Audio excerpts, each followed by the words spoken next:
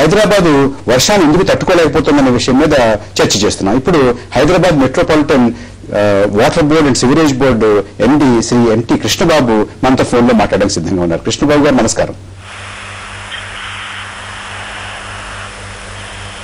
నమస్కారం కృష్ణబాబు గారు. నమస్కారం.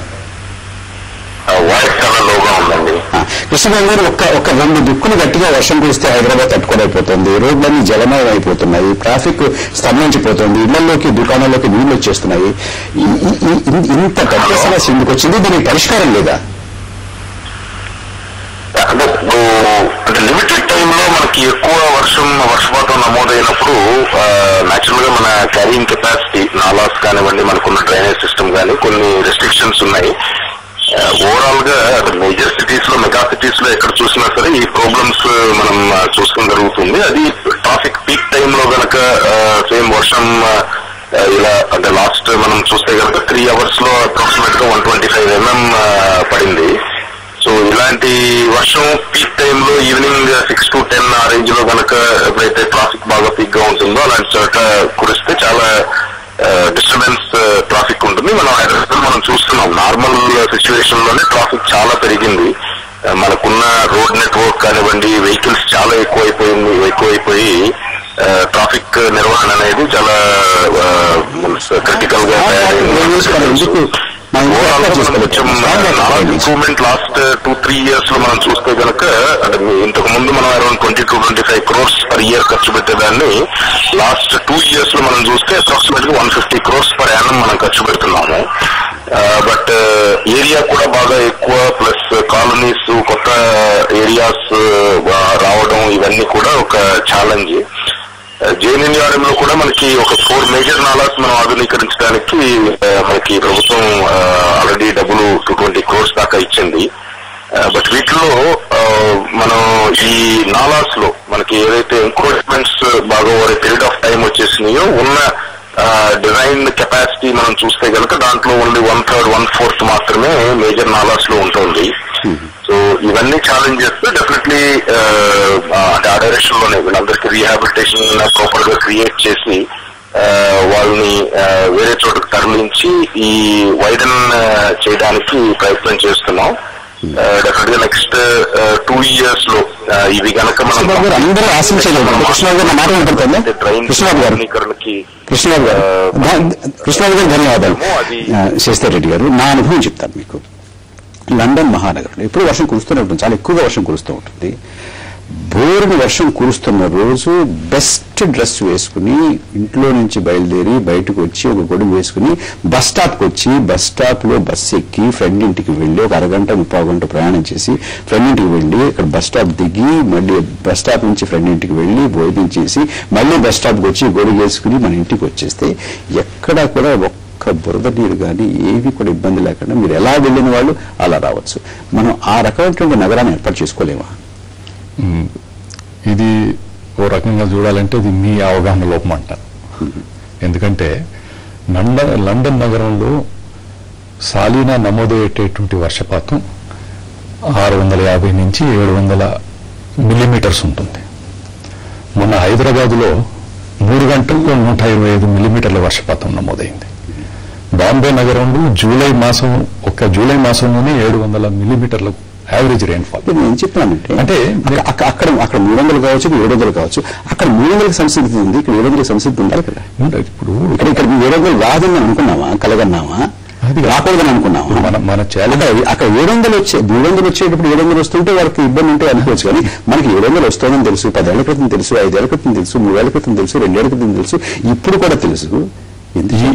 ఈ రోజుకి కూడా హైదరాబాద్లోనే కాదు, దేశంలో ఉన్నటువంటి పట్టణాలన్నింటిలో కూడా ఎక్కడ ఎంత వర్షపాతం నమోదవుతుంది అనేది అటువంటి మనం అంచనా వేసుకోవడానికి కానీ అసలు రికార్డు మెయింటైన్ చేయడానికి అసలు మనకు ఫెసిలిటీస్ లేవు. ఎవరు తప్పది? అది అవగాహన లోపం. మన ప్రభుత్వంలో అభివృద్ధి చెందిన దేశాల్లో ఉన్నటువంటి పట్టణాలు చూసుకోకలేదు.